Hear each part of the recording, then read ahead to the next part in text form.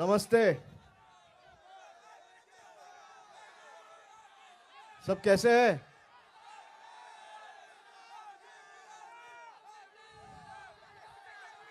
बैठ जाइए, बैठ जाइए। यहाँ पे चेयर है, सामने बैठ जाइए ताकि पीछे के लोगों को भी दिखाई दे। सुनाई तो सबको दे ही रहा है। आराम से बैठ जाइए ताकि सबको दिखाई दे। पहले तो आप सबको 2026 नए साल के बहुत सारा प्यार और शुभकामनाएं। ये नया वर्ष आप सब के लिए अच्छा जाए, बहुत सारे खुशियां लाए।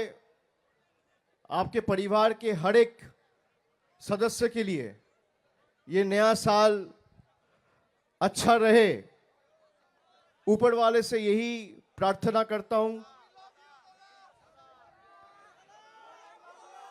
बसे पड़ो, बैठ जाओ। मुझे साल के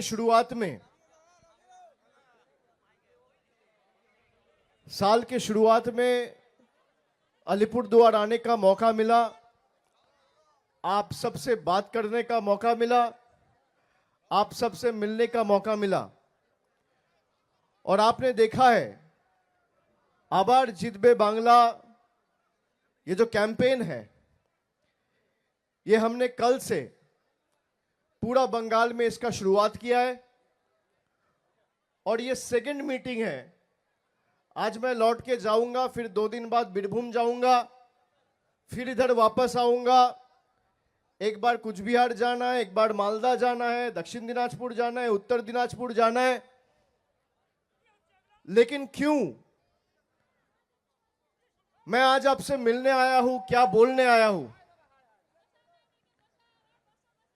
सामने যারা আছে একটু বসে পড়ুন, পিছনে মহিলারা আছে, দেখতে অসুবিধা হচ্ছে। আমি অনুরোধ করব, আমি ঘুরে ঘুরে বলবো, সবাই দেখতে পাবে। सबको देखने का मौका मिलेगा। प्लीज बैठ जाइए, कुर्सी में बैठ जाइए और पीछे जो खड़ा है उसको देखने का मौका दीजिए। एक तो आपने देखा है पिछले 5 साल से, खास करके 2021 के चुनाव में भारतीय जनता पार्टी हारने के बाद जिस तरीके का तानाशाही बंगाल के आम जनता के ऊपर, चाहे वो अलीपुरद्वार के हो, कुछ बिहार के हो, चाहे वो हावड़ा के हो, चाहे वो मालदा के हो, चाहे वो कलकत्ता के हो, चाहे वो सिलीगुड़ी के हो, चाहे वो दुर्गापुर के हो, चाहे वो आसनसोल के हो, चाहे वो पुरुलिया का हो, चाहे वो मदनीपुर का हो। पहले बात आप जानते हैं कि 100 दिन का जो काम है मनरेगा, इसका 5 साल से पेमेंट ये बीजेपी सरकार ने बंद करके रखा है। मैं पहले अलीपुरद्वार के सभी भाई, माताएं, बहनें, बुजुर्ग, मित्र सबसे पूछना चाहता हूं, जहां पे पार्टी हारती है, क्या वहां पे प्रगति और डेवलपमेंट के काम बंद होना चाहिए? हाँ या ना, जरा बताइए भैया, ठीक से बताइए, हाथ ऊपर करके। अगर मान लीजिए तृणमूल कांग्रेस 2021 साल में अलीपुरद्वार के पांचों सीट में हम जीत नहीं पाए, हम हारे हैं। बाद में सुमन कांजीलाल हमारे पार्टी में आके शामिल हुआ है। बाद में मदारीहाट का बाई इलेक्शन में तृणमूल कांग्रेस को आपने जिताया है पिछली साल। लेकिन 21 का फल के हिसाब से आप अगर देखो, चुनाव के जो नतीजे आए थे 2021 में, पांचों सीट में तृणमूल कांग्रेस हारी थी।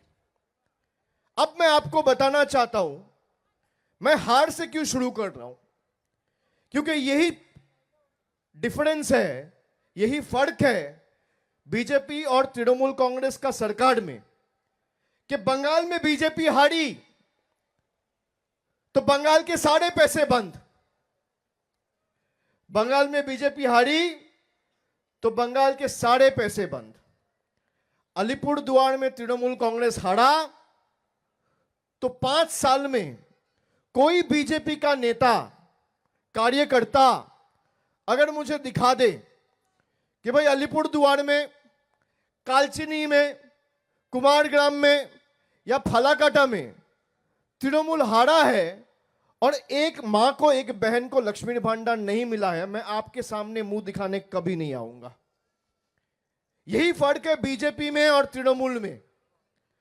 हम अलीपुरद्वार में हारे हैं, लेकिन हमारी सरकार हर महीने एक विधानसभा में लक्ष्मी भंडार देने में 5 करोड़ रुपया खर्च किया है 2021 साल से। अलीपुरद्वार में कितने विधानसभा है? 5 विधानसभा है। एक महीने में अगर एक विधानसभा में 5 करोड़ रुपए का लक्ष्मी भंडार लगता है तो 5 विधानसभा में एक महीने में 25 करोड़ रुपए का विधानसभा में लक्ष्मी भंडार लगता है। अब 25 को 12 महीने के नतीजे से आप देखें कि 12 महीने में सरकार का कितना खर्च हुआ? 300 करोड़ रुपया एक साल का खर्चा हुआ। 5 साल में कितना हुआ? 1500 करोड़। हम अलीपुरद्वार में हारे हैं, लेकिन इसी अलीपुरद्वार के सभी महिलाओं को, माओं को, बहनों को 1500 करोड़ रुपया खर्चा करके हमारे सरकार ने लक्ष्मी भंडार दिया है। यही फर्क है। चाय बगान के जो मेरे भाई, माताएं, बहनें आज यहां पे आए हैं, आप देखिए 10 साल पहले, अभी 2026 है, 2016 के चुनाव के पहले देश का प्रधानमंत्री आके आप सबको वादा करके गया था कि उनका सेंट्रल गवर्नमेंट डंकन से 7 चाय बगान टेक ओवर करेगा और उसको चलाएगा। 10 साल में एक नोटिफिकेशन इशू किया था, उसको भी विथड्रॉ कर लिया गया है।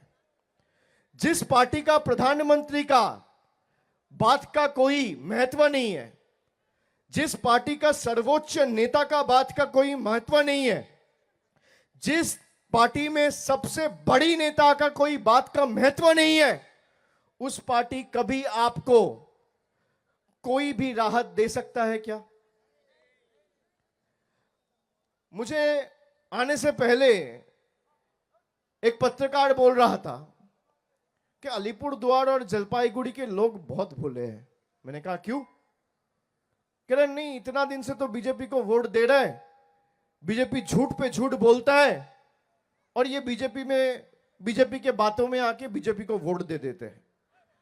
मैंने कहा भाई, जो भोला है अगर वो अपने कठोरपन पे उतर जाए तो जिसका वोट लेके कोई मंत्री बना, 5 साल मंत्री रहा, उसके बाद सांसद बना, प्रधानमंत्री चुना गया, वो अगर अपने औकात पे आ जाए और अपने कठोरता दिखाने लग जाए तो 5 मिनट लगेगा अलीपुरद्वार को हरा होने में।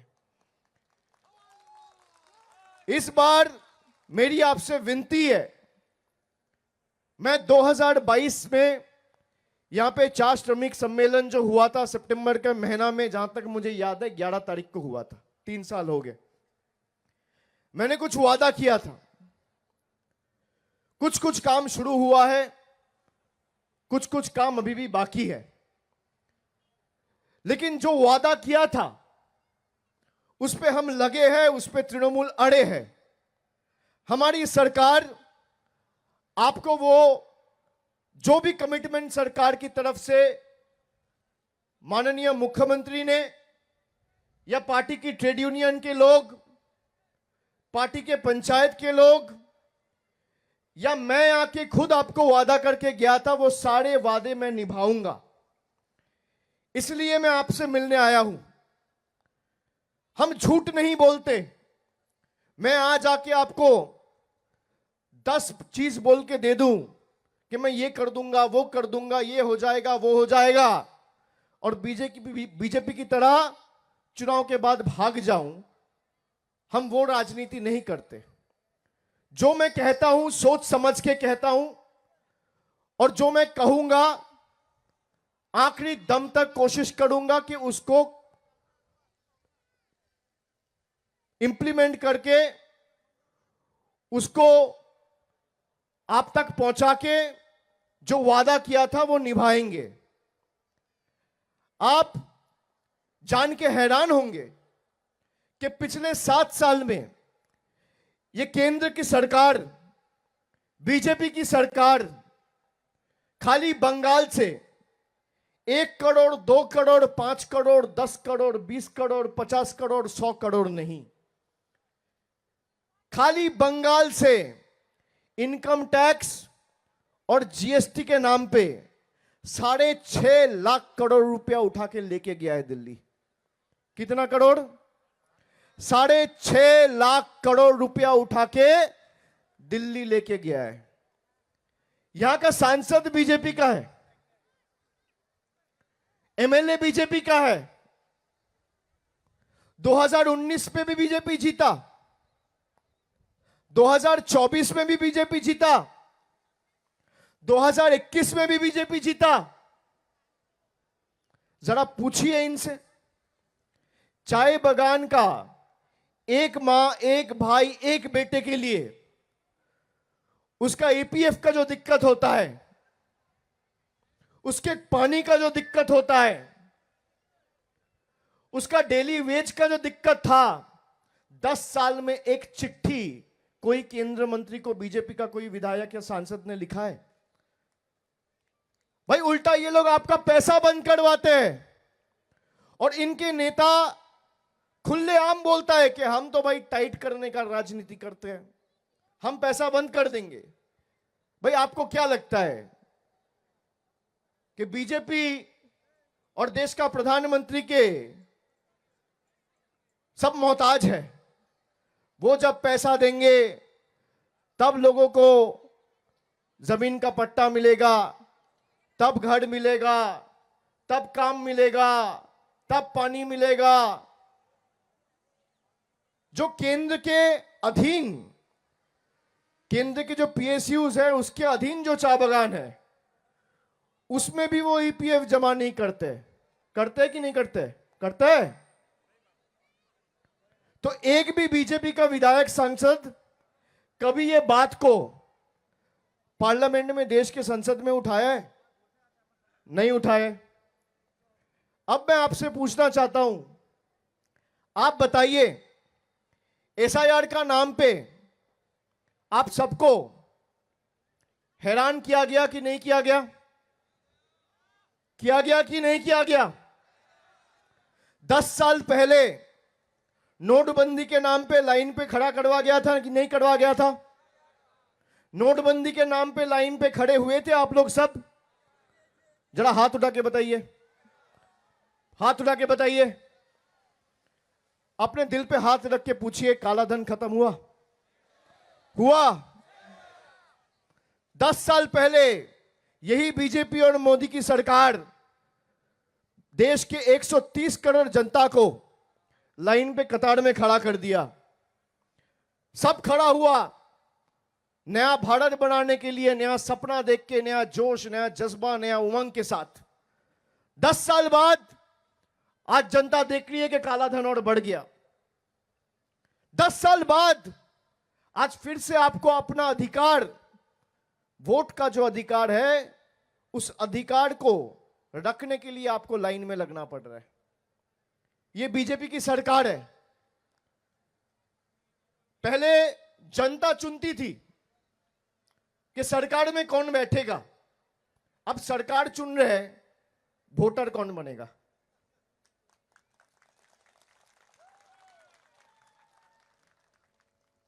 देश जब से स्वाधीन हुआ है तब से लेके आज तक जनता चुनती है कि सरकार में कौन बैठेगा, प्रदेश में कौन बैठेगा, एमपी कौन बनेगा, एमएलए कौन बनेगा। मोदी जी का सरकार चुन रहे हैं, मुझे वोट कौन देगा। आप सोचिए, इस सरकार को अगर इस बार उखाड़ के नहीं फेंके, और मैं ये क्यों कह रहा हूं, पूरा देश में 1500 राजनीतिक दल है और ये 1500 राजनीतिक दल में अकेला तृणमूल कांग्रेस का ताकत है बीजेपी को धूल चटाने का और हराने का। जहां पे पूरे देश में बीजेपी दूसरे प्रदेशों में जीत रहे, क्या कारण है बंगाल में सालों के साल बाद भी हर चुनाव आता है और बीजेपी हारता है? ये आप लोगों का ताकत है। मैं आप लोगों को बताना चाहता हूं, खास करके अलीपुरद्वार, जलपाईगुड़ी, आप लोग सालों साल बीजेपी को मौका दिया है और एक बार नहीं, दो बार नहीं, तीन बार नहीं, बार बार। अभी 2 महीना पहले अक्टूबर के महीने में जब फ्लड हुआ, कोई भी बीजेपी का नेता दिखा गया? कौन आया? कलकत्ता से दीदी आई। तृणमूल के लोग गांव गांव, घर घर पहुंचे, लोगों का मदद किया। हमारी सरकार घर दिया, जिन लोगों का दिक्कत हुआ, घर टूटा, रास्ता टूटा, नया पुल, नया ब्रिज बना के दिया 1 महीने के अंदर। आप बताइए 2024 में मोदी जी आए थे सभा करने? आए थे? नहीं, क्योंकि जब चुनाव होता है तभी खाली बीजेपी आता है। 24 में चुनाव था तो आए हैं, 26 में चुनाव है तो फिर आएंगे। अभी तक आए नहीं है लेकिन आएंगे जरूर। आप पूछिए 23 में आया? नहीं। 22 में आया? नहीं। 21 में आया? हाँ आया, क्योंकि 21 में चुनाव था। भाई चुनाव के 1 साल बाद मैं यहां पे आया, जब कोई चुनाव नहीं था, तब मैंने बोला, माल बाजार में मीटिंग किया और बोला कि भाई चाय बागान में अलग सा क्रेश बनना चाहिए, प्राइमरी हेल्थ सेंटर बनना चाहिए, चाय बागान के जो श्रमिक भाई है उनका डेली वेज बढ़ना चाहिए। हमें तो कोई जरूरत नहीं था, चुनाव के पहले करते। 2022 में कौन सा चुनाव था? 2024 में लोकसभा था, उसके पहले करते। 26 में विधानसभा था, उसके पहले करते। लेकिन हमने किया है। सार्वजनिक जीवन में अगर कोई भी राजनीति करता है तो अगर जनता को आप कोई रिलीफ नहीं दे पा रहे, जनता का मदद नहीं कर पा रहे, तो मैं मानता हूं राजनीति में रहने का अधिकार आपको नहीं है। जरा पूछिए बीजेपी के एमएलए और सांसद से कि आपके सरकार के अधीन जो पीएसयूज है और जो चाय बागान है उसमें ईपीएफ का पैसा क्यों नहीं मिलता है? जवाब दे पाएगा मनोज तिग्गा जी? दे पाएंगे? कभी आंदोलन करते हुए देखा है आपने? कभी कोई पीएफ ऑफिस घेरते हुए देखा है? कभी सांसद में एक सवाल पूछते हुए देखा है? कभी उनको एक मंत्री के साथ मिलकर आपका हक में प्रश्न पूछने के लिए देखा है? तो कैसे ये आपका मदद करेगा? हमने 2021 में बोला बांग्ला निजेर मेके चाहिए। इसका मतलब बंगाल अपनी बेटी को चाहता है। पूरा बंगाल ने मदद किया और दीदी को जिताया। 2024 में हम लोगों ने बोला जो बांग्ला विरोधी है उनका विसर्जन करना जरूरी है। पूरा बंगाल ने फिर से तृणमूल को जिताया। बीजेपी का 18 सांसद था, 6 हार गए, 12 पे आ गए। लेकिन बीजेपी के सांसद और सांप एक है। आप अगर अपने घर के पीछे 1 सांप छोड़ दो, 2 सांप छोड़ दो, 18 सांप छोड़ दो या 12 सांप छोड़ दो, सांप तो सांप ही रहेगा। मौका मिलेगा तो आप ही को काटेगा। आप जिसको दूध पिला के बड़ा किया वही आपको काटेगा, वही सांप। तो इस बार भाई एक भी सांप नहीं रखना इस बंगाल का मिट्टी में, और खास करके इस अलीपुरद्वार का मिट्टी में। इस बार तृणमूल को पूरी ताकत के साथ आप जिताएंगे। फिर अगर आपको नहीं लगा कि भाई तृणमूल को जिता के फायदा नहीं हुआ, फिर आपको 29 में वोट देने का मौका मिलेगा। हटा देना। भाई ये हक आपका है। बीजेपी तो चाहता है वोट ही ना हो। बीजेपी आपसे आपका जैसे एसआईआर के माध्यम से आपका अधिकार छीनना चाहता है, वैसे पार्लियामेंट में एक नया बिल लेके आया, वन नेशन वन इलेक्शन। हम लोग उसको पास नहीं होने देंगे, क्योंकि वो होगा तो आपका अधिकार ही नहीं रहेगा। एसटी भाइयों को, माओ को पता नहीं है कि बीजेपी जब 400 पार का नारा लगा रहा था तो सब ये सोचते थे कि अगर 400 पार करेंगे तो संविधान बदल देंगे। 240 पे ये लोग संविधान बदल रहे। तो अब सोचिए अगर 400 पार होता तो ये लोग क्या करते। अभी 3 महीने पहले कॉन्स्टिट्यूशनल अमेंडमेंट लेके आया है, आप सबने देखा है। संविधान को बदलने का बिल लेके आया है अभी 3 महीना पहले। तो यही बीजेपी अगर 400 पे होता, आपका हर अधिकार आपसे छीन लिया गया था। भाई आप मेरे को बताइए, मुझे हो सकता है कोई पार्टी अच्छा लगे, बुरा लगे, आपका अधिकार आपसे कोई छीन सकता है क्या? आप बताइए, एसआईआर का नाम पे बुजुर्गों को जिस तरीके से हैरान किया जा रहा है, 80 साल, 85 साल, 90 साल, कोई 75 साल, इसका जवाब अलीपुरद्वार नहीं देगा क्या? नहीं देगा, नहीं देगा। एसआईआर तो हर जगह हुआ है, हुआ है, हुआ है कि नहीं हुआ है? कहीं भी आपने देखा है ऐसे लोगों को टॉर्चर करते हुए? खाली बंगाल में किया जा रहा है, क्योंकि ये लोग बीजेपी को वोट नहीं दिया है। भाई अगर हम लोग जिद्दी स्वभाव के लोग हैं, मुझे पता नहीं आप लोग कितना जिद रखते हैं, बीजेपी का जितना जिद है उसका 10 गुना जिद तो मेरा है। और ये जिद के आगे ही बीजेपी झुकता है और डरता है। तो वो अगर सोचता है कि भाई आपका पानी रोक के, आपका आवास रोक के, आपका पैसा रोक के, आपका वोटाधिकार छीन के आपको सबक सिखाएंगे, तो आने वाला दिन एक बार फिर से लाइन में खड़ा होकर ईवीएम का बटन दबा के उनको सबक सिखाने का समय अब आ गया है।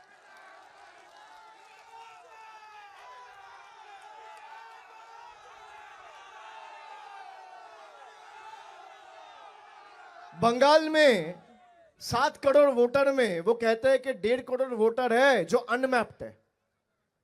हमने चुनाव आयोग का ऑफिस में गए, दिल्ली में हम उनसे मिले, हम उनको बोले कि आप ये लिस्ट जरा, सूची जो है वो पब्लिश करिए, सार्वजनिक करिए, ताकि लोगों को समझ में आए कि भाई कौन सच बोल रहा है, कौन झूठ बोल रहा है।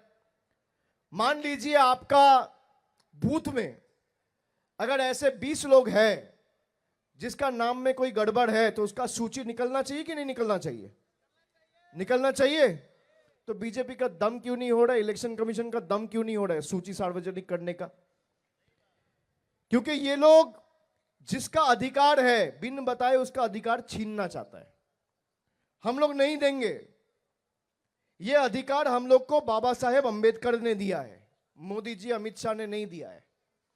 देश का संविधान दिया है। ये संविधान को जो लोग बदलना चाहते हैं, संविधान के ऊपर वार करके संविधान को मिटाना चाहते हैं, वो खुद ही देश से मिट जाएंगे, वो खुद ही चूर चूर हो जाएंगे।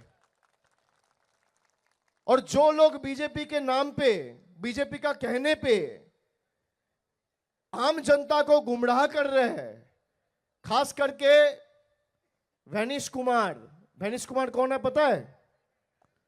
जिंदा लोगों को भूत बना देते हैं। इससे बड़ा जादूगर मैंने आज तक पूरे देश में नहीं देखा। पीसी सरकार से भी बड़ा जादूगर। भाई जिंदा लोगों को भूत बना दिया। कल आपने देखा, मैंने अपना स्टेज पे चलवाया, कह रहा ये लोग मर गए। हुगली में, डांकुनी में हमारा पार्टी का एक काउंसिलर है, उसको दिखा दिया है डेड। वो आराम से घूम रहा है, बैठ रहा है, काम कर रहा है, उसको दिखा दिया है डेड, मर गया है। ये वैनिश कुमार का जादू है। भाई एक जादू अगर वैनिश कुमार दिखाए तो एक जादू आपको भी दिखाना पड़ेगा। क्या जादू दिखाएंगे? नहीं, जब बीजेपी के लोग आपके घर पे जाएंगे तो उनको बोलना कि दादा वोट तो इस बार आप ही को देंगे। बोलेंगे? बोलेंगे? बोलना वोट आप ही को देंगे, आप निश्चित रहो, एकदम बेफिक्र रहो, वोट आपको देंगे। और जिस दिन चुनाव देने का, मतदान करने का दिन होगा, उस दिन लाइन में खड़ा होकर जोड़ा फूल को वोट देना है। तो उनको लगेगा भाई क्या मैजिक हो गया, सब तो बोला था कि कमल पे वोट देंगे, जोड़ा फूल में कैसे वोट हो गया। भाई ज्ञानेश कुमार अगर मैजिक दिखा सकता है तो अलीपुर द्वार के लोग भी मैजिक दिखा सकता है, और यही मैजिक हमको करके दिखाना है। रास्ते में चलते हैं तो ट्रैफिक सिग्नल देखे है ना, देखे भाई 3 लाइट होता है, एक होता है लाल, एक होता है ऑरेंज, और एक होता है हरा। लाल का मतलब क्या है? रुकना, कि एक बार लाल आता है तो रुक जाओ। ऑरेंज का मतलब क्या होता है? क्या? तैयार हो जाओ या धीरे जाओ। और हरा का मतलब क्या होता है? दौड़ो। दौड़ो। तो अलीपुर द्वार हरा होना चाहिए, तभी अलीपुर द्वार दौड़ेगा।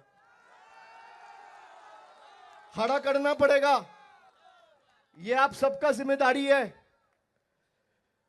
अगर हरा करने के बाद भी काम नहीं बना तो फिर आपको 3 साल बाद मौका मिलेगा। भाई आप अपना वोटाधिकार, आप अपना वोट का हक देके जिसको मन चाहे उसको चुनना, कोई रोक टोक नहीं है। आपने बीजेपी को इतना बड़ा मौका दिया, मैं ये आपको कह रहा हूं कि मान लीजिए 2 मॉडल है पूरा स्टेट में, 2 मॉडल है, एक है बीजेपी का मॉडल, एक है तृणमूल का मॉडल। ये 2 ही तो मॉडल है। अब 2 मॉडल में देखिए बीजेपी क्या कह रहा है। बीजेपी कह रहा है हमें वोट दो या तो हम पैसे रोक देंगे। तो आपको तय करना है कि आप झुकना चाहते हैं या सबक सिखाना चाहते हैं। जो लोग झुकना चाहते हैं वो बीजेपी को वोट दे, और जो लोग सबक सिखाना चाहता है वो लोग को तृणमूल को जिताना पड़ेगा बीजेपी को सबक सिखाने के लिए। और तृणमूल का मॉडल है कि आप हमें नहीं भी जिताएंगे तो सरकार को जो काम करना चाहिए सरकार वो करती रहेगी, चाहे वो पानी हो, चाहे वो रास्ता हो, चाहे वो आपका आवास हो, चाहे वो अस्पताल हो, कुछ भी हो। सरकार का जो काम है, सरकार की तरफ से जितने भी स्कीम थे, चाहे वो लक्ष्मी भंडार हो, कन्याश्री हो, स्वास्थ्य साथी हो, बीजेपी के लोग कहते हैं ममता जी की सरकार हमें यहां पे आयुष्मान भारत शुरू करने नहीं दिया। आप लोगों को पता है आयुष्मान भारत शुरू करने के लिए क्या करना पड़ेगा? किसी को पता है? आपके घर में अगर एक टीवी होगा तो आपको आयुष्मान भारत नहीं मिलेगा। अगर ममता जी का सरकार चाहता है कि मैं आयुष्मान भारत शुरू करूं तब स्वास्थ्य साथी को बंद करना पड़ेगा। लेकिन आयुष्मान भारत उन्हीं लोगों को मिलेगा जिनका घर में टीवी नहीं है, जिनका घर में रेडियो नहीं है, स्मार्टफोन नहीं है, बाइक नहीं है, लैंडलाइन नहीं है, पक्का दीवार नहीं है, उनको आयुष्मान भारत मिलेगा। और हमारा स्वास्थ्य साथी, चाहे आपका घर में रेडियो हो, टीवी हो, हाथ में फोन हो ना हो, घर में लैंडलाइन हो ना हो, घर में फ्रिज हो ना हो, बंगाल के 10 करोड़ लोगों को स्वास्थ्य साथी नो क्वेश्चन आस्क सबको मिलता है। आप बताइए क्या चाहिए? स्वास्थ्य साथी चाहिए कि आयुष्मान भारत चाहिए? जरा उनको बोलिए कि आप पूरा रूल बदल दीजिए, आप यूनिवर्सल कर दीजिए कि घर में फ्रिज हो, स्मार्टफोन हो, रेडियो हो, टीवी हो, स्कूटर हो, मोटरसाइकिल हो, सबको आयुष्मान भारत मिलेगा। हो तो भी मिलेगा, नहीं हो तो भी मिलेगा। हम कल से शुरू कर देंगे। लेकिन अगर आप आयुष्मान भारत शुरू करते हैं तो 10 करोड़ में 9 करोड़ लोगों को नहीं मिलेगा, खाली 90 लाख लोगों को आयुष्मान भारत मिलेगा। आपको मंजूर है? मंजूर है? यह बीजेपी का जुमला है। इसीलिए इस बार सबक सिखाने का चुनाव है।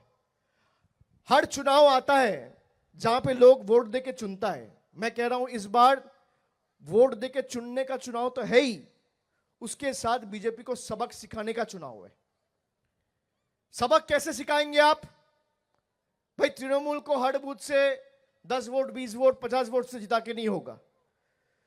जो अलीपुरद्वार में इतना दिन से बीजेपी है, एक भी बूथ में वो दिखना नहीं चाहिए। हर बूथ से जोड़ा फूल ऐसे खिलेगा कि जिस दिन बूथ से नतीजा आएगा, पोलिंग स्टेशन के बाहर, काउंटिंग सेंटर के बाहर बैलेट बॉक्स खुलेगा, तो ये हैरान रह जाएंगे कि अलीपुरद्वार में हुआ क्या। ऐसे जवाब देना है, वोट टू प्रोटेस्ट।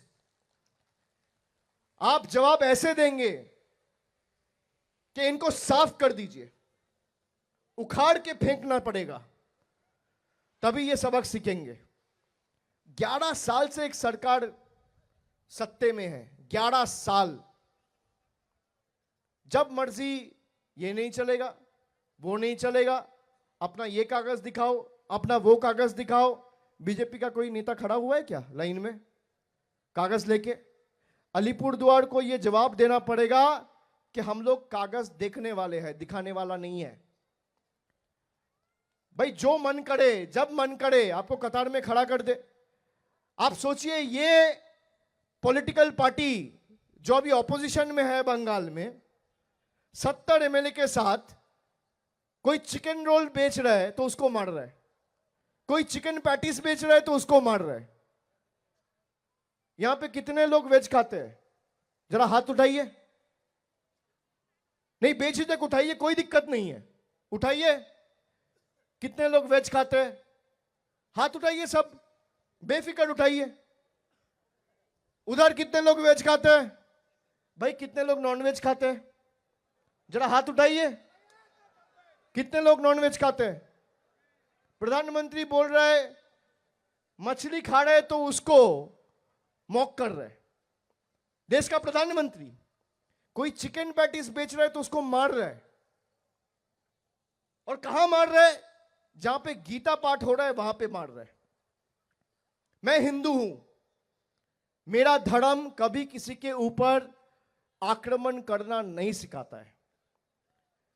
मुसलमान धर्म कभी किसी के ऊपर आक्रमण करना नहीं सिखाता है। क्रिश्चियन धर्म कभी किसी को गाली देना, किसी को आक्रमण करना नहीं सिखाता है। और सबसे बड़ा धर्म है मानव धर्म। उससे बड़ा धर्म क्या है? ह्यूमैनिटी से बड़ा धर्म, इंसानियत से बड़ा धर्म क्या है?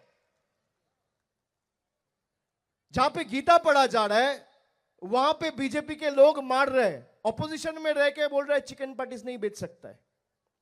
आप सोचिए, ये लोग अगर सत्ता में आएंगे तो क्या होगा? क्या होगा? भाई हम वोट दे रहे हैं ना। बीजेपी आपसे आपका वोट नहीं मांग रहा है।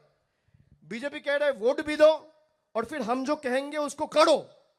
हम कहेंगे आप क्या खाओगे तो आप वही खाओगे। हम कहेंगे आप क्या पहनोगे तो आप वही पहनोगे।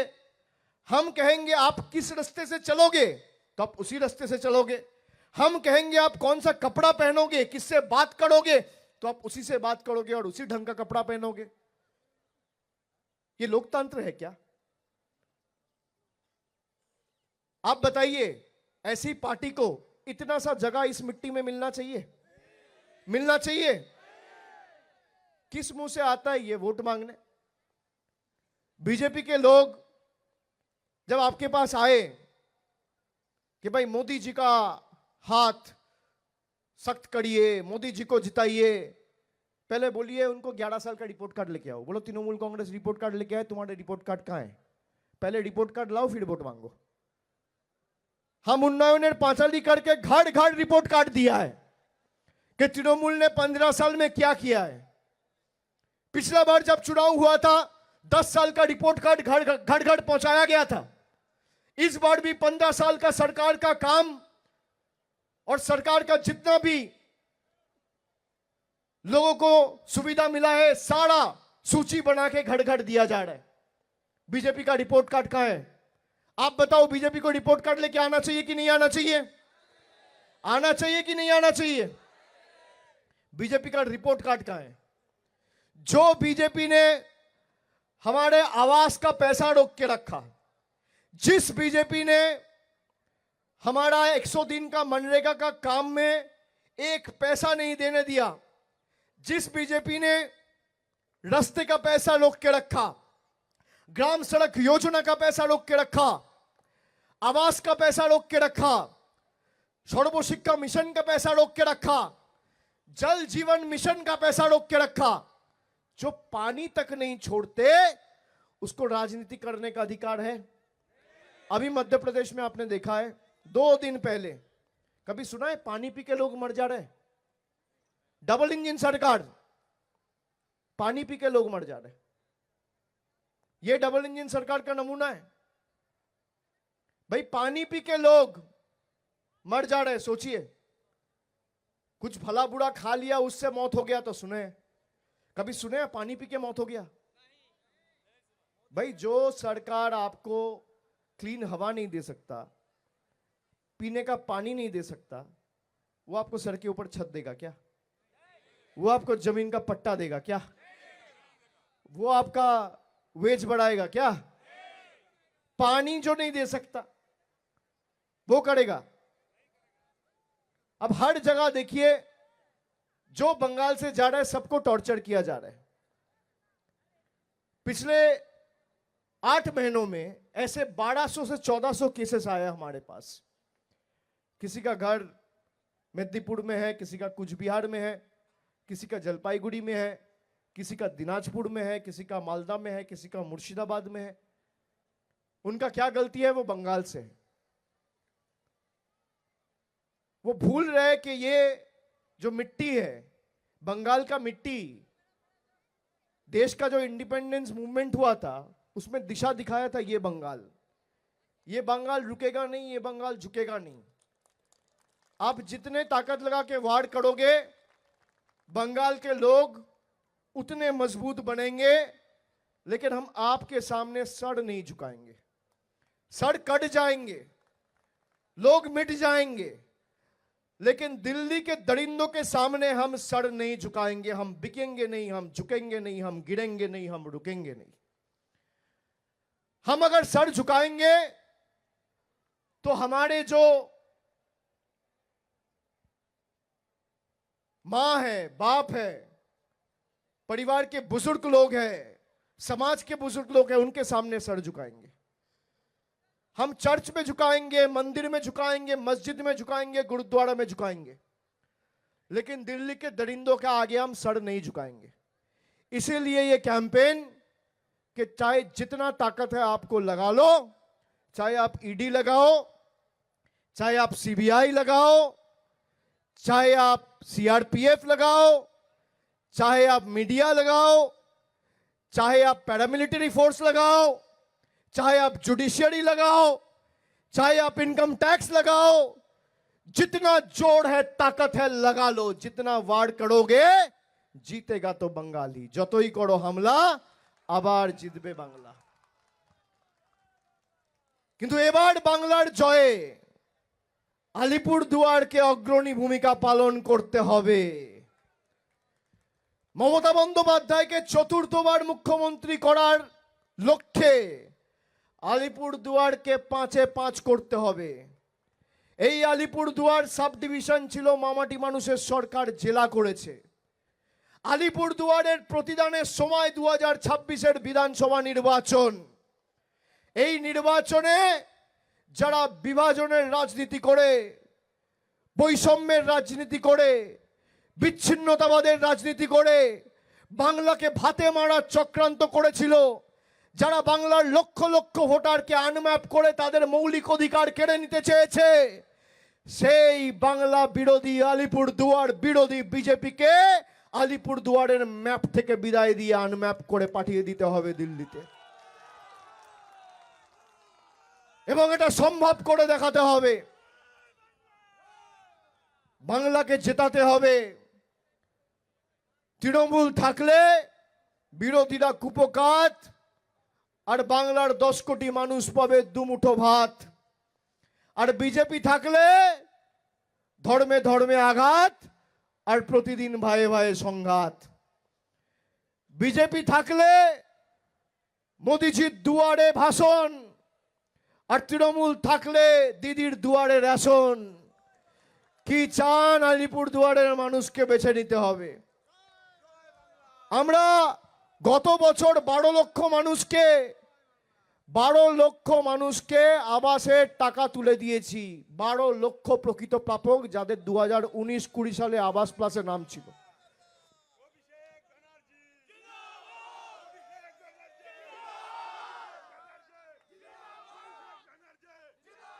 আমরা গত 1 মাস আগে আমাদের নেত্রী বাংলার মুখ্যমন্ত্রী কৃষ্ণনগর থেকে বাংলা জুড়ে 20,000 কিলোমিটার পাকা রাস্তা নির্মাণ, মনোন্নয়ন, রক্ষণাবেক্ষণের কথা ঘোষণা করেছে। 8,000 কোটি টাকা খরচা করে শুরু হয়েছে পথশ্রী রাস্তাশ্রী 4। তার মধ্যে খালি আলিপুরদুয়ার জেলায় চা বাগান এলাকায় 60 কোটি টাকার উপর রাস্তার কাজ রাজ্য সরকার নিজে হাতে করছে, যেখানে 60% টাকা দেওয়ার কথা কেন্দ্রর, 40% দেওয়া কথা রাজ্যর, 100% টাকা দিচ্ছে মামাটি মানুষের সরকার। আপনারা জানলে খুশি হবেন যে আমাদের নেত্রী গতবার বাজেটে বলেছে যে আমরা আরো 15-16 লক্ষ লোককে বাড়ির টাকা দেবো। এই বাড়ির টাকায় 60% দেওয়ার কথা মোদী সরকারের, তারা দিচ্ছে না কেন? বাংলায় বিজেপি জেতেনি। বাংলা থেকে টাকা নিয়ে গিয়ে উত্তরপ্রদেশ, বিহার, গুজরাটে খরচা করছে, আর রোজ একটা করে ব্রিজ বিহারে ভাঙছে, মহারাষ্ট্রে ভাঙছে, গুজরাটে ভাঙছে। আপনি মাথা খাটিয়ে দেখুন, গত 10 বছরে কোথাও বিজেপির পার্টি অফিস ভাঙতে দেখেছেন? কোথাও বিজেপির অফিসের একটা বিল্ডিং ভেঙে পড়তে দেখেছেন? দেখেননি। কিন্তু ব্রিজ ভাঙছে, রাস্তা ভাঙছে, বিমান দুর্ঘটনা হচ্ছে, রেল দুর্ঘটনা হচ্ছে, শয়ে শয়ে মানুষ মারা যাচ্ছে, কিন্তু বিজেপির কোনো হেলদোল নেই। তার কারণ এদের কিচ্ছু যায় আসে না, এদের কাছে মানুষের প্রাণের কোনো মূল্য নেই।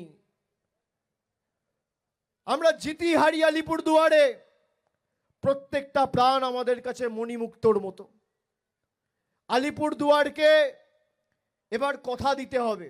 যদিও আমি ধন্যবাদ জানাই, তার কারণ চা বাগান এলাকায় যে 400-450 বুথ রয়েছে, 50%-এর উপর তৃণমূল কংগ্রেস এবার জিতেছে। আমি আপনাদের কৃতজ্ঞতা জানাই, ধন্যবাদ জানাই, অভিনন্দন জানাই, আমার প্রণাম জানাই। কিন্তু 50%টা এবার 100% করতে হবে। 450-এর উপর যে বুথ রয়েছে, প্রত্যেকটা বুথ থেকে তৃণমূল কংগ্রেসকে জেতাতে হবে।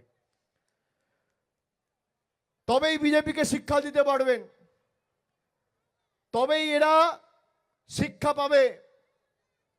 একটা বুথ ছাড়লে চলবে না,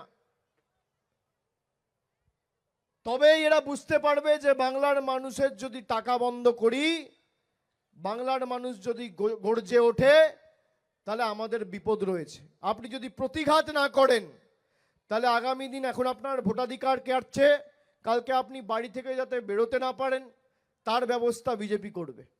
এরা এই লক্ষ্মীর ভান্ডার বন্ধ করতে চেয়েছিল কুচবিহারে।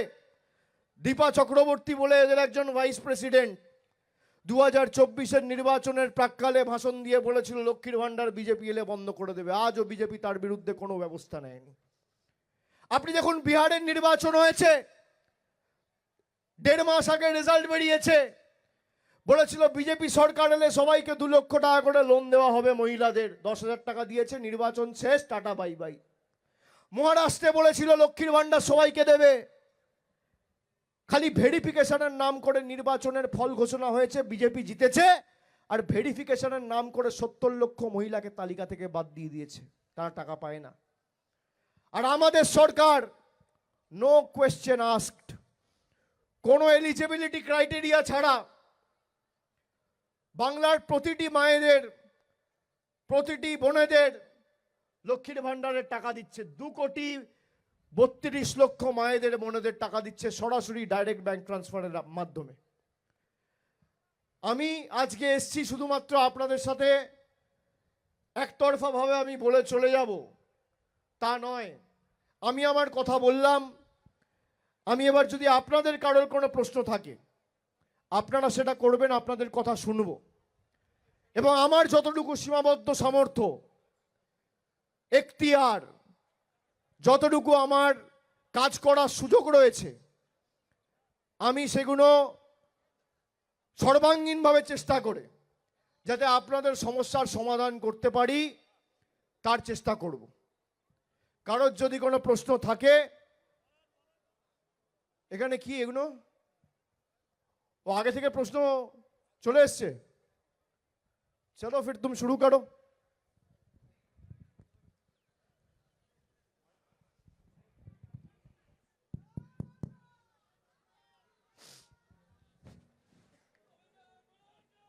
हेलो, हमारे बीच माननीय संसद एवं हमारे ऑल इंडिया तृणमूल कांग्रेस के साधारण सचिव श्री अभिषेक बंदोपाध्याय जी उपस्थित हो चुके हैं। जैसे कि आप जानते हैं, ये कार्यक्रम एक तरफा अनोखा, मैं पहले ही बोला था, एक अनोखा कार्यक्रम है। प्रत्येक जगह हम लोग देखते हैं कि जो भी हमारे ऊपर से नेता लोग या हमारे जो नेता लोग हैं वो सिर्फ मंच में आगे बोल के जाते हैं, लेकिन पहली बार एक ऐसा सिस्टम आया है जहां प्रश्न, आपका प्रश्न जो हजारों के रूप में आया था, जो हमने यहाँ पे बॉक्स में जो आप लोग डाले थे उसमें से कुछ सिलेक्टेड वहां से चुन के यहाँ पे लाया गया है। उन्हीं सवालों का जो जिनका यहाँ पे पर्ची आया हुआ है मैं बारी बारी से पढ़ूंगा और उनका जो भी यहाँ लिखे हैं उनका परिचय उनका दूंगा और मैं दादा श्री अभिषेक बैनर्जी जी से मैं अनुरोध करूंगा कि उसका प्रति उत्तर दे। तो मैं दादा शुरू करूं? Thank you. बिल्कुल, तुम इधर आ जाओ, इधर आ जाओ।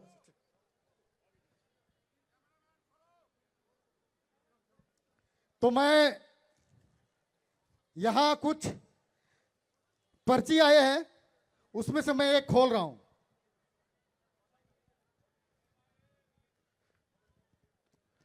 किसका प्रश्न है जरा उनका नाम भी बताना जी तो पता चले। ये प्रश्न रीता तेरवा बहनी ने लिखा है, अलीपुरद्वार विधानसभा कालचिनी ब्लॉक कालचिनी से। तो अगर है तो उनका वो हाथ खड़ा कर दे। प्रश्न मैं ही पूछूंगा आपके माध्यम, आपका बिहाफ में, आपकी ओर से। अच्छा, वो आप है ना, तो उनका, आपका ही क्वेश्चन मैं दादा को पूछ रहा हूं। मेरे पति घर के इकलौते कमाने वाले हैं, वे दुबई में मजदूरी करते हैं। इस शहर के समय वो यहां आ नहीं पाए, इसलिए उन्हें अभी हियरिंग के लिए बुलाया गया है। अभी ना तो उनको कंपनी से छुट्टी मिल सकती है और ना ही भारत लौटने में उसके पास इतना पैसा है। यहां बीएलओ बोल रहा है अगर आप नहीं आते हैं, यानी कि आपके पिता नहीं आ पाते हैं, तो उनका नाम वोटर लिस्ट से हटा दिया जाएगा। तो हमारा इसमें क्या गलती है? साहब हम गरीब हैं, उनका ये प्रश्न है। पहले तो एक चीज सबको समझना होगा कि ऐसे जोर जबरदस्ती किसी का नाम वोटर लिस्ट से काटा नहीं जा सकता। और कोई अगर यहाँ रहता नहीं है और बाहर रहता है और काम के सिलसिले में वो आ नहीं पाएंगे क्योंकि उनको छुट्टी नहीं मिलेगा, आने जाने का जो खर्चा लगेगा वो अलग से देना पड़ेगा, वो कंपनी के लोग देंगे नहीं। तो पहला चीज़ जो समझना है कि अगर मेरे इलेक्टोरल रोल में नाम है तो जोर जबरदस्ती चुनाव आयोग वो नाम काट नहीं सकता है। उसके साथ साथ आप अगर बाहर रहते हैं तो एक, जैसे न्यू वोटर के केस में फॉर्म 6 फिल करना पड़ता है, तो उसी हिसाब से आप अगर बाहर हो जहां पे आपके पास वैलिड इंडियन पासपोर्ट है और आप बाहर वीजा लेके वर्क वीजा में काम कर रहे हैं या बाहर किसी सिलसिले में गए हुए हैं, मान लीजिए जो पढ़ने गए हैं उनके लिए भी एप्लीकेबल है, आप वो पासपोर्ट का कॉपी और वीजा के साथ कॉन्सुलेट में अटेस्ट करके फॉर्म 6A फिल कीजिए और वो आप सीधा यहां पे भेजिए बाय मेल, ठीक है। और उसका फोटोकॉपी आप जरूरत पड़े तो अलग से आप इलेक्शन कमीशन को देंगे, बीएलओ को देंगे, ईआरओ को देंगे और डीईओ को देंगे। कोई भी ऐसा ताकत नहीं है जो जोर जबरदस्ती आपका नाम काट दे। अगर कोई बीएलओ ने बोला है कि नहीं आएगा तो नाम काट दिया जाएगा। आप एक कंप्लेन करिए ईआरओ को बीएलओ का नाम पे, ऐसे बोल नहीं सकते, ये अनकॉन्स्टिट्यूशनल है। अगर वो आ नहीं पाएंगे तो पासपोर्ट के साथ फॉर्म 6A फिल करके वीजा के साथ अटेस्ट करके कॉन्सुलेट का स्टैंप लगा के भेज दीजिए, नाम होगा, फिर वो आके वोट भी देंगे। ठीक है, कोई दिक्कत होगा तो हमारे वहां पे जो कैंप बैठा है, हर बूथ हर जीपी में हमारे कैंप है। अगर शहर इलाका है तो हर वार्ड में तृणमूल के कैंप है, वहां पे जाके भी एक कॉपी जमा दीजिए ताकि हम लोग भी अपने हिसाब से उसको फॉलो अप कर पाए। चिंता करने का कोई बात नहीं है। दूसरा अगला प्रश्न।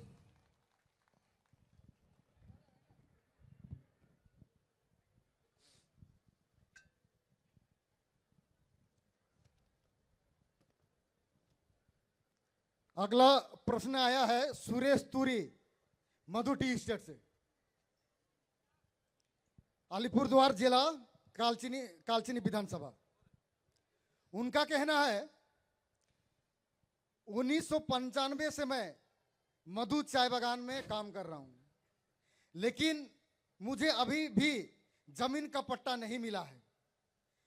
कंपनी मालिक तो पुराने घरों को भी मरम्मत नहीं करते और नए घर भी नहीं देते। कहने का दादा वो मधु चाय बागान में पिछले लंबे समय से रह रहे हैं। सूर्य जी, तो उन्हें कंपनी द्वारा एनओसी भी नहीं मिला है, जमीन का पट्टा भी नहीं मिला है और कंपनी उन्हें घर भी नहीं दे रही है। देखिए, जमीन का पट्टा का जो इशू है, देख लिया दादा, देख लिया, जमीन का पट्टा का जो इशू है ये मैं मानता हूं कि बहुत सेंसिटिव इशू है और हम चाहते हैं कि जितने लोगों को हम जमीन का पट्टा दे पाए। ये सरकार के तरफ से मुख्यमंत्री ने भी बोला है। पहले के जमाने में जब सीपीएम था, एक दीवार इधर उधर करने में भी 10 एनओसी चाहिए होता था। अभी कहीं कहीं जगह पे लैंड के केस में कुछ नो ऑब्जेक्शंस वगैरह, अगर प्राइवेट लैंड है तो मैनेजमेंट से क्लियरेंस वगैरह, ये सब बहुत सिक्योरिटी रिलेटेड इश्यूज है जो करते करते थोड़ा समय लग जाता है।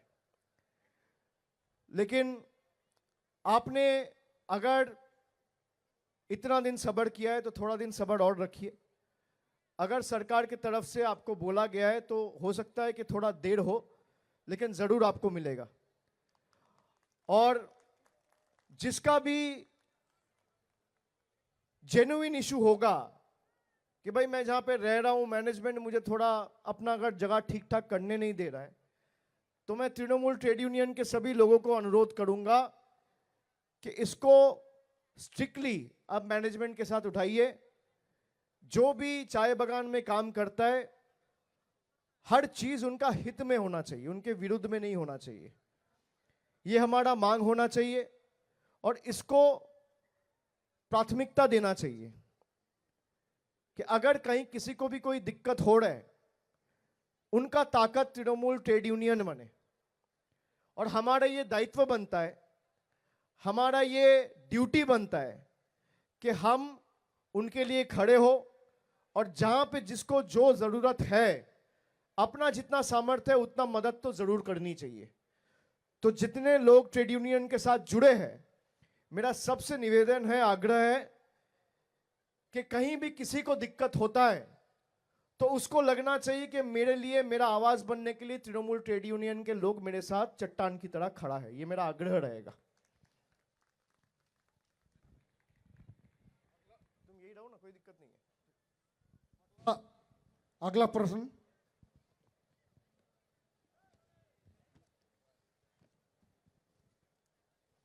जयप्रकाश खाखा जी, जयप्रकाश खाखा, सुबह मधु चाय बागान, अलीपुरद्वार, कालचिनी।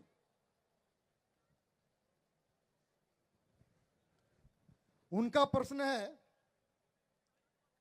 चाय बागान में स्वास्थ्य सेवाओं की भारी कमी है।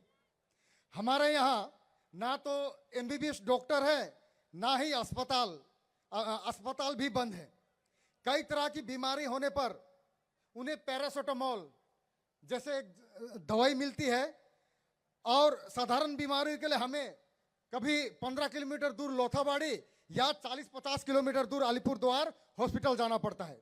इसके लिए भी चाय बागान के पास एम्बुलेंस की सुविधा नहीं है सर। मुझे ये चीज़ पता चला है, और आज नहीं, ये मुझे 2-4 महीने से मेरे पास ये फीडबैक आया। मुझे यहाँ के ज़िला के जो पार्टी के लोग हैं सब ने मुझे फीडबैक दिया, ट्रेड यूनियन की तरफ से भी मेरे पास फीडबैक आया। और 2022 में जब मैं आया था, मैंने बोला था कि हम लोग कोशिश करेंगे कि जितना ज़्यादा से ज़्यादा प्राइमरी हेल्थ सेंटर हम बना सके हम बनाएंगे। हमने 54 प्राइमरी हेल्थ सेंटर के, आप बैठ जाओ, 54 प्राइमरी हेल्थ सेंटर के वादे किए थे। उसमें से 14 ऐसा हेल्थ सेंटर है जो ऑपरेशनल है, लेकिन डॉक्टर्स का या नर्सेस का कमी एक जगह से, मतलब ये हर जगह का प्रॉब्लम है, क्योंकि डॉक्टर तो आप किसी को भी लगा नहीं सकता है। तो डॉक्टर्स का कमी ऐसे ही स्टेट में है, लेकिन स्टेट कोशिश कर रहा है। और इसको लेके मेरा मुख्यमंत्री से भी बात हुआ है। उन्होंने भी अपने ऑफिसर्स को, डिपार्टमेंट को ये डायरेक्शन दिया है कि जल्द से जल्द, जितना जल्दी हो पाए, ये सारे जो पीएचसीज बने हैं एम्बुलेंस के साथ, ये पूरा फुल एंड फ्लेजेड फंक्शनल हो, और हर पीएचसी में डॉक्टर से लेके, नर्स से लेके, जितने भी मेडिकल फैसिलिटीज रहना चाहिए, 10-10 बेड के साथ, जितना से जितना जल्दी ये हो पाए। और आज जाने के बाद फिर मैं इसको टेकअप करूंगा। आपने ये सवाल पूछ के अच्छा किया। मैं यहां से जाने के बाद इसको फिर से एक बार टेकअप करूंगा। मैंने पहले ही कहा कि हमने अगर आपसे कुछ वादा किया, हो सकता है उसको निभाने में थोड़ा सा समय लगे, 2 महीना, 4 महीना, 6 महीना, 1 साल टाइम लगे, लेकिन उसको निभाएंगे जरूर। देर हो सकता है, लेकिन हम झूठ नहीं बोलेंगे, हम झूठे वादे नहीं करेंगे।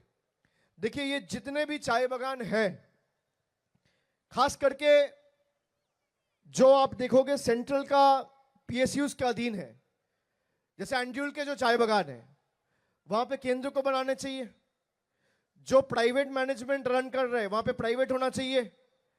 लेकिन आपने स्टेट को बोला, आपका उम्मीद दीदी से है, तृणमूल से है, मामाटी मानुष का सरकार से है। तो हम लोग कोशिश कर रहे हैं कि इसको जल्द से जल्द करके, जहां जहां पे डॉक्टर्स और नर्सेस की शॉर्टेज है, उसको इमीडिएटली एड्रेस करके जितना जल्द हो पाए हम लोग इसको टेकअप करके इसका समाधान करेंगे। आप बेफिक्र रहो। दादा, अगला क्वेश्चन है राजेश उरांव, कुमारग्राम, अलीपुरद्वार जिला, विधानसभा भी कुमारग्राम है। उनका सवाल है, राजेश उरांव है क्या? अरे सब एक साथ खड़े होंगे तो देख लिया दादा, बैठ जाइए।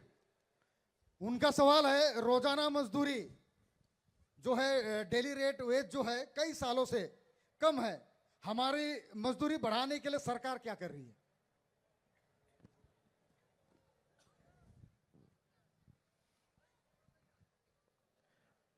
कहाँ हो दादा आप?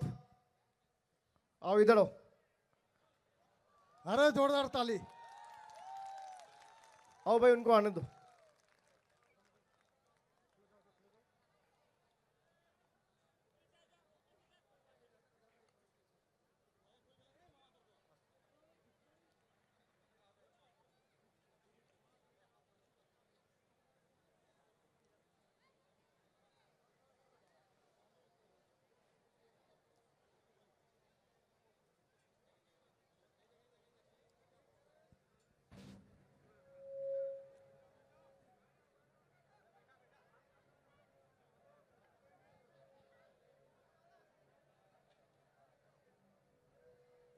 चलो मैं आ जाऊं उधर।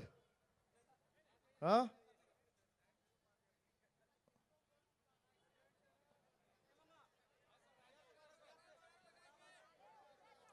आइए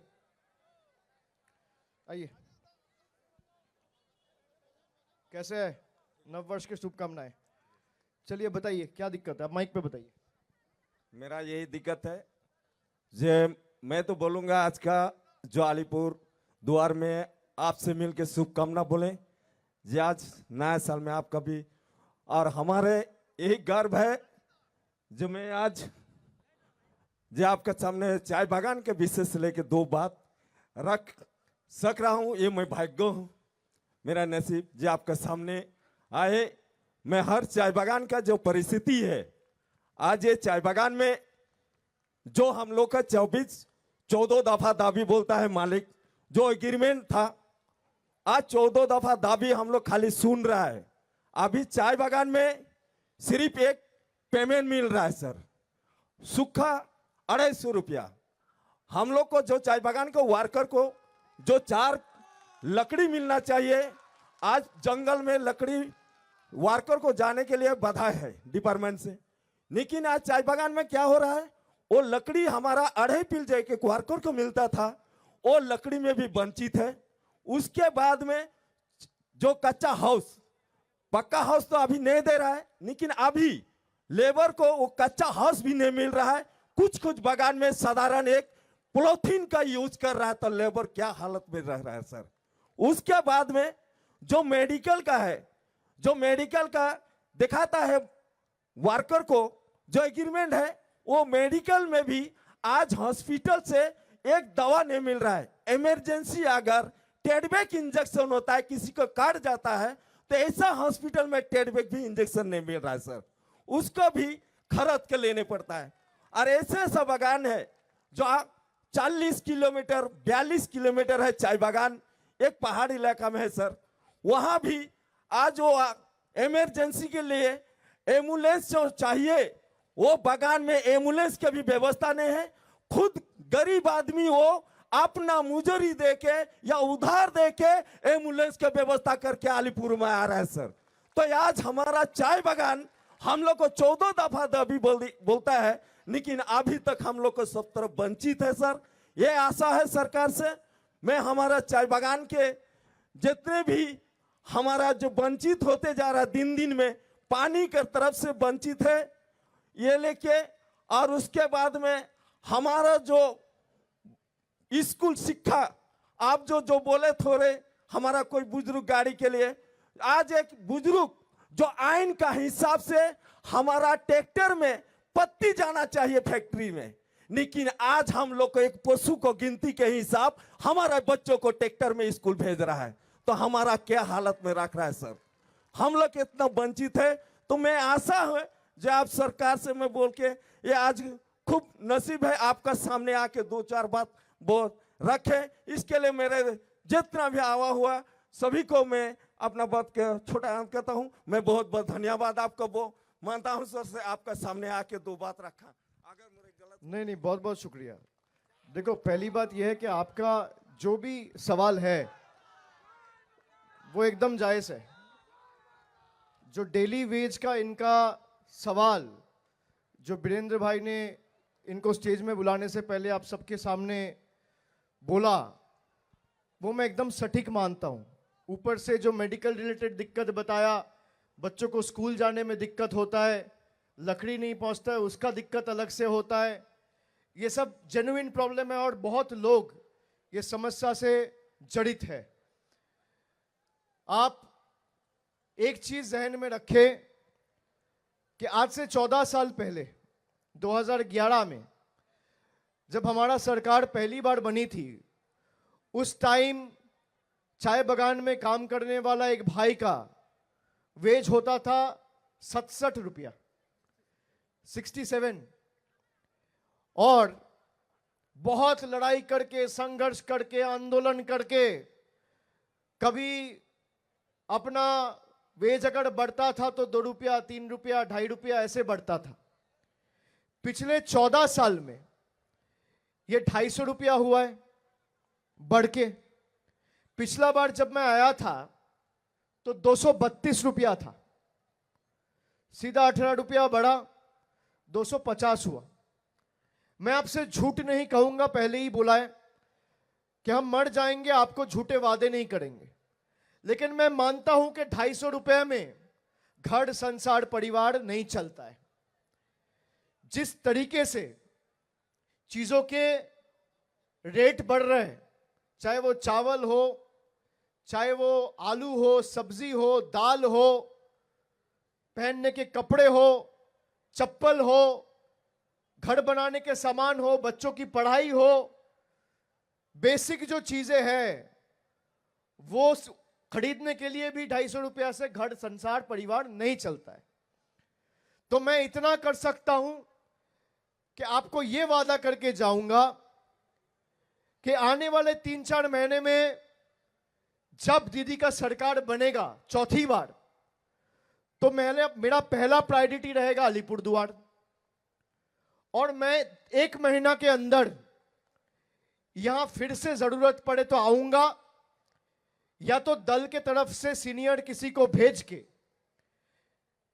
एक ट्राइपार्टाइट मीटिंग, जहां पे सरकार की प्रतिनिधि, जहां पे लेबर यूनियन के लीडरशिप हो और साथ में चाय बागान के मैनेजमेंट के एक रिप्रेजेंटेटिव, तीनों मिलकर ट्राइपार्टाइट मीटिंग होगा।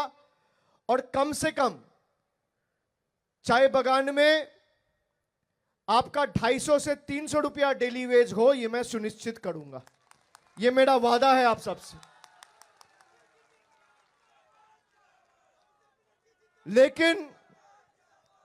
लेकिन उसके पहले जो लोग हमारे घर का पानी, हमारा खाने का चावल और हमारा छत के ऊपर, घर के ऊपर छत का पैसा रोक के रखा है, पहले उनको सबक सिखाना होगा।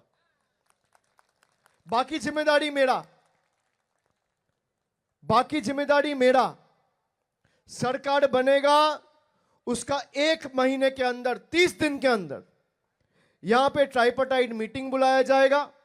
प्रकाश है, आईएनटीटीयूसी का स्टेट प्रेसिडेंट ऋतुव्रतो है, मैं दोनों को जिम्मेदारी देके जाता हूं। साथ में गवर्नमेंट के मिनिस्टर्स होंगे जो उस टाइम मिनिस्टर रहेंगे, लेबर मिनिस्टर खुद आएगा और ये मीटिंग करेगा, और 7 दिन के अंदर ये डिसीजन इंप्लीमेंटेड हो और 250 से बढ़ के 300 रुपया हो, वो हम सुनिश्चित करेंगे। ये मेरा वादा है। दादा बहुत शुक्रिया, आपने उठाया, सबके लिए आपने सवाल किया। और जो बस का दिक्कत दादा ने बताया कि एक दीदी ने भी अनाउंस करके गया था बस रूट का, तो मैं पिछला हफ्ता मुझे पता चला कि भाई अभी तक वो बसेस चालू नहीं हुआ है। 11 बस खरीदने का तो ऑर्डर दिया गया था, 6 शायद जलपाईगुड़ी के लिए, 5 अलीपुरद्वार के लिए। आपको ये जान के भी खुशी होगा, आज 3 तारीख है, परसों से बसेस चालू हो जाएंगे। 5 बसेस अलीपुरद्वार में वो चालू हो जाएंगे और जरूरत पड़ेंगे तो उसको आगे बढ़ाएंगे। और सिर्फ इतना ही नहीं, प्राइमरी हेल्थ सेंटर में जो 54 प्राइमरी हेल्थ सेंटर बना है, हमारा कोशिश यह भी रहेगा कि आने वाले 2 साल में हर एक क्रेश और हर एक प्राइमरी हेल्थ सेंटर ऑपरेशनल हो और हर एक प्राइमरी हेल्थ सेंटर के साथ डेडिकेटेड एक एम्बुलेंस रहे, ताकि किसी को कोई दिक्कत ना हो। ठीक है? नहीं, बहुत खुश रहिए। आपको नए वर्ष का बहुत शुभकामनाएं, बहुत अच्छी रहिए और सबको बताइए कि हम लोग कोशिश कर रहे हैं, हमारे हाथ में जो भी है हम पूरी कोशिश कर रहे हैं, करते रहें।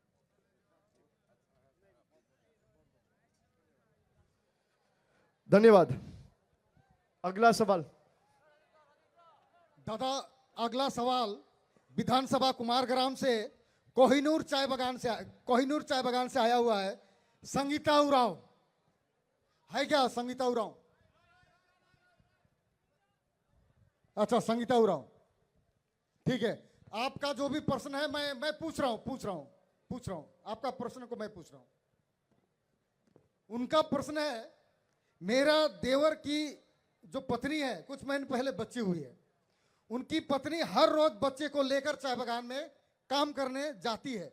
हमारे यहाँ चाय बागान में क्रेज बनने की बात बहुत दिनों से चल रही है, लेकिन अभी तक बना नहीं है। चाय बागान में सांप, जंगली जानवर और बहुत सारे खतरे बना रहता है और महिलाएं अपने बच्चों को पीठ में लेकर काम करती है। सरकार इस विषय में क्या व्यवस्था ले सकती है?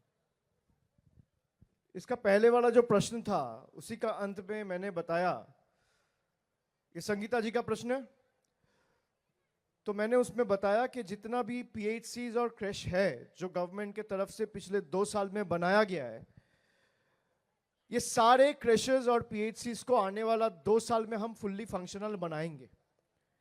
और सरकार इसके लिए बच्चों को रहने में कोई तकलीफ ना हो, स्टेट की तरफ से अलग महीने में 1 लाख रुपया का असिस्टेंस भी दिया जा रहा है। ये जो 90-95 क्रेशेस बनने थे उसमें से शायद कितना 30 या 35 वीरेंद्र, अभी कितना क्रेशेस ऑपरेशनल है यहाँ पे? 34 क्रेशेस ऑपरेशनल है। और बाकी सबको मतलब जो बन गया है वहां पे आपको नर्सेस चाहिए, लोग चाहिए जो बच्चों को देख के रखे, सब कुछ फुल्ली ऑपरेशनल। हम लोग जितना जल्द, 2 साल मैक्सिमम लिमिट में मांग रहा हूं, हो सकता है 6 महीना में ये हो जाए, हम लोग पूरा कोशिश करेंगे और बच्चों को कोई दिक्कत ना हो, ये मैं पूरा सहमत हूं आपसे। और मैं बहुत सहानुभूति से ये समझता हूं कि जब कोई चाय बागान में काम करने जाता है तो छोटा बच्चे को कंधे में ले जाना और साथ में चाय की पत्ती उठाना, दोनों एक साथ कितना मुश्किल हो सकता है। इसीलिए 2022 में जब मैं माल बाजार में आया था तब मैं आप ही लोगों का सलाह लेकर यह अनाउंस करके गया था कि हमारे सरकार इस लक्ष्य में काम करेगा। तो इस पे भी मैं ऑलरेडी लेबर मिनिस्टर से बात किया हूं, जरूरत पड़े तो 1 हफ्ते में मैं उनको एक बार अलीपुरद्वार भेजूंगा, मेरा पार्टी का कोलीग है, मैं उनको भेजूंगा। यहां पे जो भी दिक्कत होगा पार्टी के लोग, यूनियन के लोग, लेबर मिनिस्टर के साथ बैठ के इसको जितना जल्दी एड्रेस कर सकता है करिए।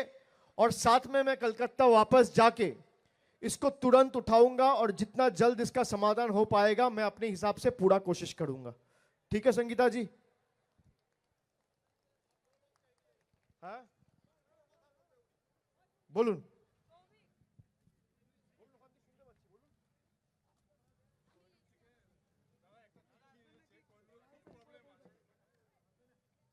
আমি দেখে নেব।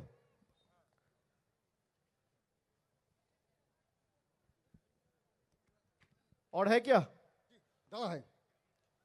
अगला सवाल कुमारग्राम के रायडक से आया हुआ है, सलातुन निसा।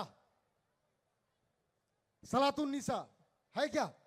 है, वो उपस्थित है? चलो अब सवाल बोल दो। ठीक है, उनका जो प्रश्न है, उनका प्रश्न था दादा, मैं चाय बागान की एक श्रमिक हूं, पीएफ हमारे लिए एक फिक्स डिपॉजिट है। चाय बागान के मालिक हमारा पीएफ काट तो लेते हैं पर जमा नहीं करते। वेतन से हमारा सिर्फ खाना पीना चलता है। रिटायरमेंट के बाद वो जो पीएफ का पैसा आता है उस पैसे से बच्चों की शादी, हमारा घर बनाना, ये सब हम लोग चलाते हैं। लेकिन यहाँ मालिक पीएफ काट रहा है लेकिन जमा नहीं कर रहा है, तो सरकार क्या कर रही है इस विषय पर? किसका प्रश्न है ये? नाम क्या है भाई साहब का? कहाँ है आप? अच्छा ठीक है, देख लिया दीदी, बैठी। आपका जो सवाल है मैं मानता हूं कि इसको गंभीरता से विचार करना चाहिए। पहले तो आप ये समझिए कि पीएफ आपका हक है, अधिकार है, आप पे ऊपर कोई मेहरबानी नहीं कर रहा है। आपका पीएफ जमा करके ये आपका अधिकार है। देश का जो कानून है उसके हिसाब से ये जमा करना पड़ेगा और ये आप ही का है। अब पीएफ रिलेटेड जो भी समस्या है, मुझे पता है पीएफ बहुत बड़ा इशू है क्योंकि फ्यूचर का सब कुछ इस पीएफ पे ही डिपेंड करता है, चाहे बच्चों का एजुकेशन हो, शादी हो, घर ठीक करना हो, बाकी कोई दिक्कत हो, सो हर चीज पीएफ पे डिपेंड करता है। अब मैं आपको इतना कह सकता हूं कि पिछले दिनों जो भी आंदोलन हुआ है पीएफ को लेके, हमने जलपाईगुड़ी पीएफ ऑफिस तक 2-3 बार कर्मसूची किया, आंदोलन किया, घेराव अभियान हुआ। सरकार के जो चाय बागान है उसका पीएफ तक सरकार जमा नहीं कर रहा है, जो केंद्र सरकार का चाय बागान है। हमने चिट्ठी लिख के जो डिफॉल्टर लिस्ट है उन डिफॉल्टर लिस्ट का सूची मांगा, केंद्र सरकार की तरफ से कोई जवाब नहीं मिला। मैं अपने जो यहां पे तृणमूल के संगठन के लोग हैं, ट्रेड यूनियन के, उनको अनुरोध करूंगा कि इसको लेके एक फिर से घिराव कर्मसूची हो। जरूरत पड़े तो 20 लोगों का एक डेलीगेशन केंद्र सरकार का जो केंद्र मंत्री है, लेबर मिनिस्टर है, उससे एक मीटिंग मैं शेड्यूल करवाऊंगा। जरूरत पड़ेगा तो मैं फॉलो अप करूंगा। जरूरत पड़ेंगे तो दिल्ली तक हम जाएंगे और आपका अधिकार का पैसा हम छीन के लेके आएंगे, लेकिन आपको जमीन पे उतारना पड़ेगा। आप ये मत सोचिए कि हम बैठे रहेंगे और हमारा पैसा आता रहेगा। भाई, जो सरकार में बैठे हैं उनको कोई फर्क नहीं पड़ता है इंसान जिए इंसान मरे। जब तक आप अपने अधिकार को लेके लड़ोगे नहीं, आपका पैसा आप तक नहीं पहुंचेगा। यही मोदी जी का नया भारत है। आपको अपना अधिकार लेकर लड़ना पड़ेगा। जिस मुद्दे पे आप लड़ोगे, सरकार वो काम करेगी। आप अगर तय कर लिया कि मैं अगला चुनाव अपना पीएफ पे दूंगा, मैं अगला चुनाव अपना अधिकार पे दूंगा, या अगला वोट से लेके अगला 5 साल मेरे साथ जो खड़ा रहा, मेरे लिए जो काम किया, मेरे लिए जो लड़ा, मेरे लिए जो दिल्ली तक गया, मेरे लिए जो पीएफ ऑफिस घेराव किया, उसके लिए करूंगा, तो आपको भी जमीन पे उतर के लड़ना पड़ेगा। अगर अलीपुरद्वार के लोग तैयार है कि जमीन पे उतरेंगे, जरूरत पड़ेगा दिल्ली तक जाएंगे, आपका पीएफ आप तक पहुंचाने का जिम्मेदार तृणमूल का है, हमारा सरकार का है। लेकिन लड़ना आपको पड़ेगा। आपके साथ कंधा हम जरूर लगाएंगे। तो पीएफ वाला जो मामला है, यह बहुत जायज मामला है और इसके लिए लगातार आंदोलन हम सबको करना पड़ेगा। जहां पे एंड्यूल का जो सेंट्रल गवर्नमेंट का पीएसयू है, उसका पीएफ का ड्यू है 10 करोड़ रुपया। आप सोचिए, केंद्र सरकार का कंपनी वो आपको पीएफ नहीं दे रहा है। कैसा जुमलेबाज सरकार है। और इन्हीं लोग को अलीपुरद्वार के लोग वोट देके चुन के भेजे थे, किसी को विधायक, किसी को सांसद। तो इस बार आपको जमीन पे उतर के लड़ना भी है और चुनाव में करारा जवाब दोनों देना है। तो आपका पीएफ का मुद्दा भी होगा और आपको अपना अधिकार भी मिलेगा।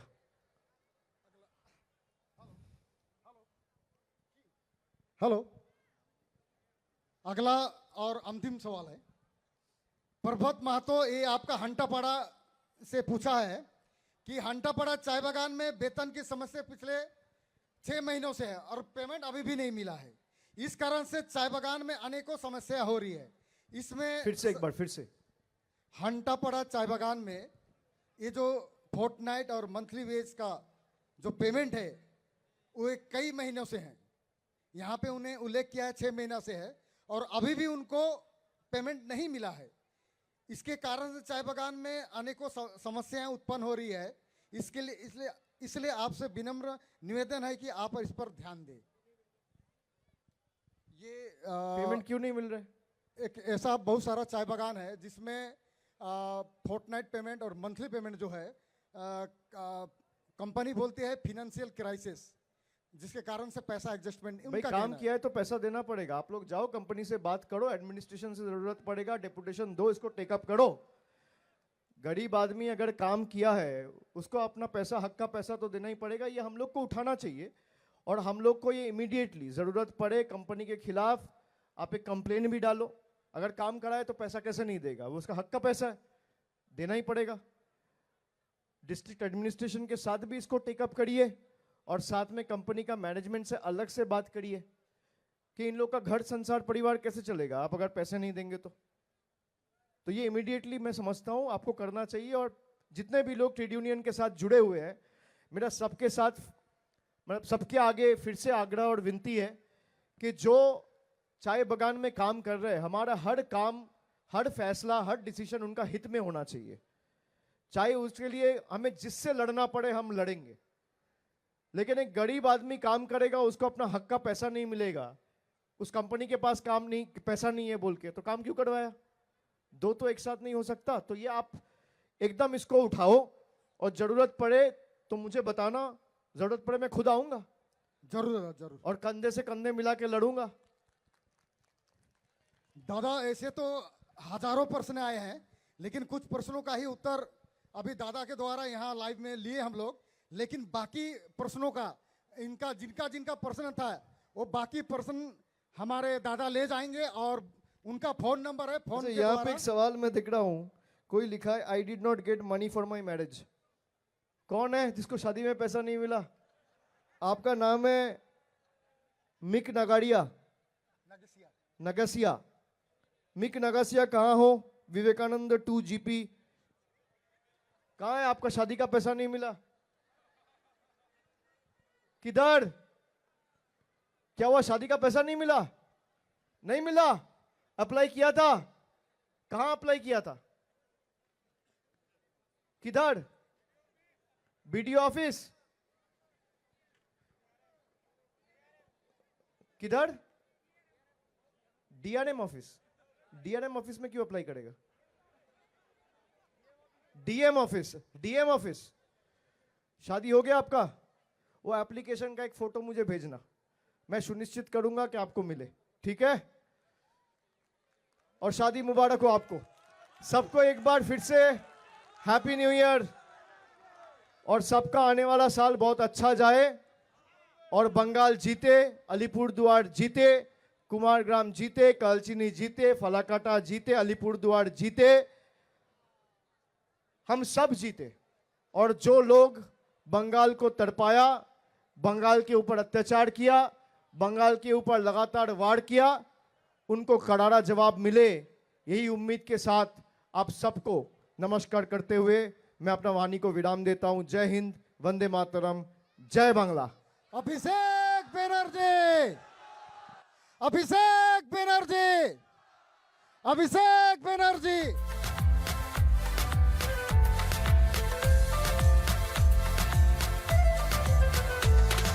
তোমার হাতে সারা বাংলা আছে সুরক্ষিত জানি আজ, তোমার পাশে আছি আমরা সবাই, এগিয়ে চলো যুবরাজ। তুমি মোদের পথের সাথী, চলেছি একই সাথে, তুমি সকল বাংলার আশা, বেঁচে থাকার আশ্বাস। আছো তুমি সবার সাথে, থাকো তুমি সবার পাশে, সেনাপতি তুমি বাংলার যুবরাজ, হাসি মুখে বলি আজ। ও তুমি অভিষেক সাহসানে সেনাপতি, বাংলার ভরসা শুধুই তুমি,